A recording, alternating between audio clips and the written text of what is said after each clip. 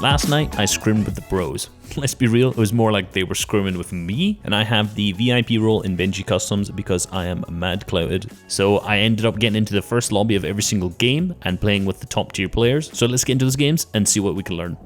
So game 1 was stacked with a ton of pros. Rifla, Castery, Aqua, Thomas HD, Shinken, Rezon, Vadil and Chapix were all in this first game that I was playing, so I'm sure as soon as they saw me thank the bus driver, they were shaking in their boots. What have I got myself into? I am fucking myself. So I dropped down to my normal drop spot of Steamy Stacks and was contested by a lot of people here. It was a zone rule scrim however, so as soon as 80 players were left alive, no one was left able to fight. So at this point, I was safe to go and loot consistently. If you're going to watch this and think this is an amazing drop spot because I have good loot sometimes, please don't drop here. It's honestly not worth it. It's way too contested. You can start fighting when the second zone has closed or the Storm Surge warning comes up. At this point, you can go for Storm Surge tags. However, I positioned myself very, very centered of the zone at this point with a nice little boat in my base as well in case I need to make the god rotate. And honestly, at this point, I'm not really doing anything. I'm just consistently trying to get information by looking through the cone, because if you look at my inventory, I have great rotation, I have a rift, I have 4 shockwaves, I have 5 bouncer pads, so there's honestly no reason for me to do anything at all. In zone rule scrims, the majority of the time, players just W key as soon as the Storm Surge warning comes up, so you don't really need to actually focus on Storm Surge at all if you're just playing the scrims. Obviously, this is horrible advice for anyone who's actually playing a tournament, so this is a huge difference between the tournaments and also playing scrims, which is why scrims sometimes can't be as realistic as a real tournament environment. However, what you can apply to your actual gameplay from this in tournaments is the patience. Sometimes if you have a good position, you have good rotations and you don't need any elimination points or you don't need any impact frags, you just have to have that patience of sitting there and waiting for the zones over and over again. This is something you can definitely build by being bored in your cone. Because there are so many players around you, it's very easy for you to get focused. So if you make one wall edit when there's so many players there, you can easily get focused by the entire lobby and be eliminated easily when you had that free rotation to get great placement in the endgame. Because of some great positioning and, let's be more real, some fantastic luck, I actually got every single zone all the way up to 5th zone from this. I ended up being center of 3rd because I was center of 2nd, I then got into the 4th zone at the edge, and then I also got the 5th zone, so some really great luck. So I waited as late as possible to rift as soon as the zones started moving. This way you're the highest up in the sky. If you're the lowest down, the chances are you're going to be sprayed the easiest. Also, by staying higher, you have much more choices of where you can land, and the higher you're up, the more time you're in the sky and the less time you have to actually be on the ground building. Where to land is the question you should be asking yourselves here. You want to be as far ahead as possible, which is very common knowledge, but the biggest error that people make, and the biggest error that I made here, is flying too close to players who are currently building. If you see any white builds, aka builds that are just currently being built, please glide away from these and don't glide anywhere near them because it's very easy for you to just accidentally land in someone's builds and get boxed up. Now luckily I just landed on a build piece and then fell down to low ground, which was the mistake that I made. However, it could have been much worse for me. The next part is when it's really stacked, you can phase through a lot. You can see that this player phases through my wall and my ramp that I'm holding both of. I am obviously the superior 50-50 player, so managed to pick up the elim. However, at this point, it became very, very clear to me the server performance in these really stacked games is not great, so phasing through walls is something that's going to be very, very easy and you need to be looking out for in these kind of end games. Both used to your advantage and the other players are going to try and do it to you. And remembering back to when I glided and ended up going on to ultimate low ground, now I have to get off of this layer because I have the shockwaves to rotate from. However, because I'm behind on zone and I'm on ultimate low ground, I have a huge amount of builds in my way. So you see, as I hit my first shockwave, I end up going into another player's box, and luckily he doesn't notice and I managed to shockwave out of there again and managed to land in safety. However, if I'd managed to stay a little bit higher, I would have A, avoided the player who was trying to psycho into my box, and been able to shockwave easier. Playing ultimate low ground in solos is great if you manage to stay completely ahead of the zone, because this way you'll avoid all of the scuffed players who are again just trying to psycho into your box, and you'll be able to pick them up with your ARs from distance. It's also good later on in endgames when the zones are much smaller. However, just during first moving, not really the time to be at the back of the zone, especially when I have really good materials. So going a little bit higher would have gotten some of these builds out of the way and allowed me to shockwave much easier. My death in this game, unfortunately, was to Rezon. He didn't let the nerves get the most of him and managed to get in my box and win that 50-50. He was on the roof just spraying down into my box, and I made the mistake of actually just letting him in. I should have let him break the floor with a tack shot, which would have given me that one advantage, but in the moment, I just edited the floor to get the shot off, which was a mistake. So remember all that stuff about sitting in a cone, being patient, and then obviously the phasing? Well, I totally forgot about that this game because I needed some mobility, so I saw this guy edit a wall right next to me and I said, you know what, I'm getting right in there. Jumped into his box, phased it all, took the tank 50-50 and lost it. So you know what? We all make mistakes. It looked like the right play at the time because I needed an impact elimination for mobility, but clearly wasn't the right play. Game 3 was a great reminder of why you need to actually pay attention to what's yours and what isn't. I was in this amazing position in 2nd, 3rd and 4th zones on height with mobility and good materials because I positioned myself in that center zone on high ground very early. However, I made a horrible mistake after shockwave bouncing. Where I landed, I made a 2x1, but didn't even pay attention to the fact that one of the brick walls was not actually mine. This allowed the opponent to shoot me through it. I then also managed to fail to reset the wall because I haven't practiced that one enough where you have to actually select the wall, then reset it, then hold it because it's awkward.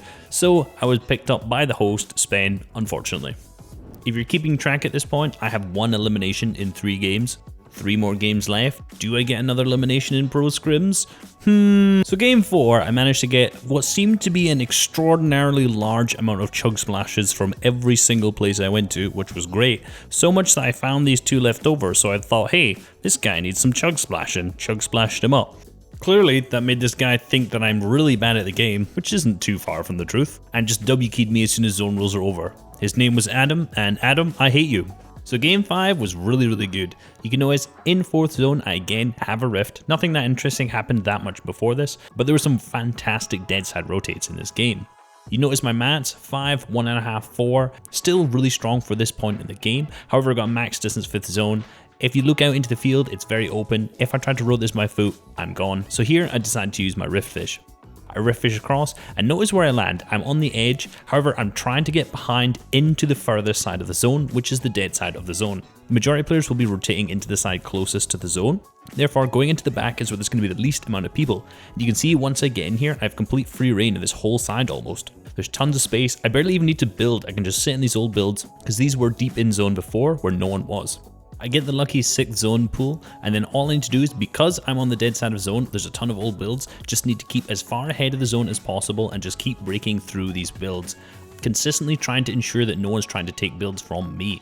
I end up getting into another box with a ton of old mats, which is fantastic, and these mats kept me going for a long time. Those mats helped me get so far in the game, and if I didn't get those, I would have needed an impact elimination, so that got me through that first moving zone. The second moving zone started to pull backwards, so then again, I did the exact same thing, just trying to stay as ahead as possible here. Staying this far ahead of the zone, using builds I knew were safe, kept me away from so many other players, and meant that my longevity in the endgame was increased. So this is where the real dead side rotates in the endgame start. Notice that the zone has pulled kind of from the southwest side, so it's pulling diagonally up and to the right if you're looking at the zone right now.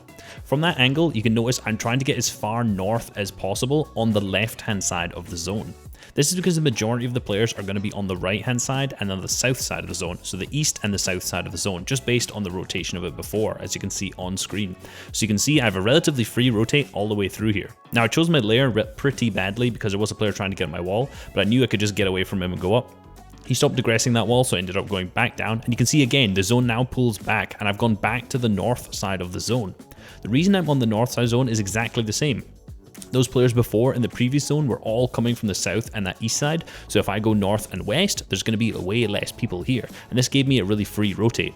Yeah, again, I get very lucky finding some more wood here, but again, look how little people are around me. This rotate is extremely free, purely based on the way that I've chosen to take this. Now, I made a bad error going underneath, but I needed an impact elimination because I have like some wood, but only 1 mini, not a great amount of heals left. Unfortunately, that guy was holding the angle with attack and hit me pretty big, so I'm sitting now down below with 1 mini left. But the whole rotates on this zone have been fantastic so far, apart from that little error, and this is definitely something you need to be employing into your own gameplay. The final error in this endgame came at this last moment.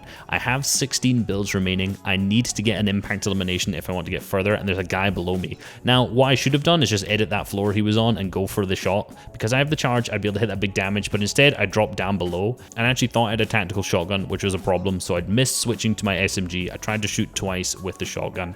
Biggest fault, immediately just dropping straight down, because even if I'd managed to be above and shoot and reset, it wouldn't matter if I'd forgotten that I had a charge, because I still would have been able to hit them back in that timing and be able to pick up that elimination. I made a horrible 50-50 play because I was desperate in the endgame, and it cost me that last game.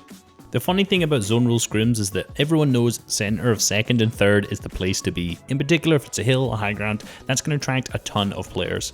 But I still thought it would be funny. Let's go there anyway, because I still think maybe there'll be 5 or 6 people on this hill. It would be funny. But half the server was on this hill. I was really praying for a good 4th zone from here, because if I didn't get a good 4th zone, there's a very small likelihood that I was going to make it alive, or at least with a ton of materials and health. So luckily the zone just went to the little bit to the north of me, and all I did was place a ramp over my head to stop the one player behind me from focusing me, got a very easy rotate, and even managed to claim myself some high ground.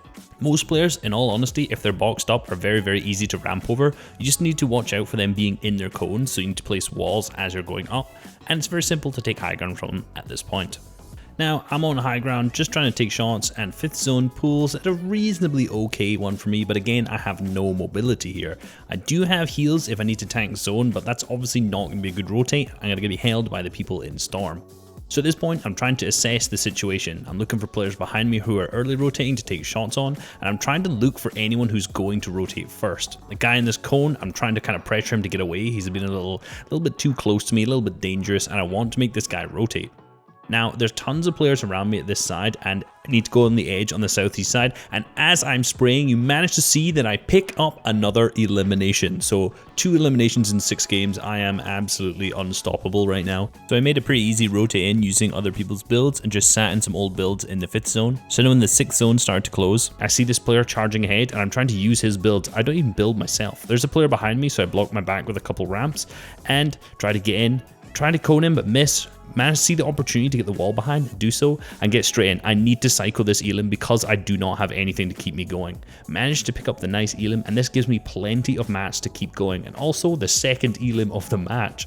Now the zone pulls back, and again, the majority of the players are going to be on that kind of east side, so I'm trying to stick as far as I can to the side, to the west side, and stay as far away as possible. What you can see as I'm doing, I'm playing the complete edge of zone still, and I'm managing to use what's there to my advantage. There's builds, there's a little bush, there's walls and these little fences that I'm able to rotate around. Even though I have nothing, I can still manage to keep myself going. I should have popped a flopper to keep me alive, however, unfortunately I did not. This player had a purple tag, I didn't have as much HP, and I was able to lose that. But if I had managed to pop that flopper and potentially keep myself with more HP and materials already, harvesting a fence as I went, I may have been able to actually win that fight and keep me going in that endgame.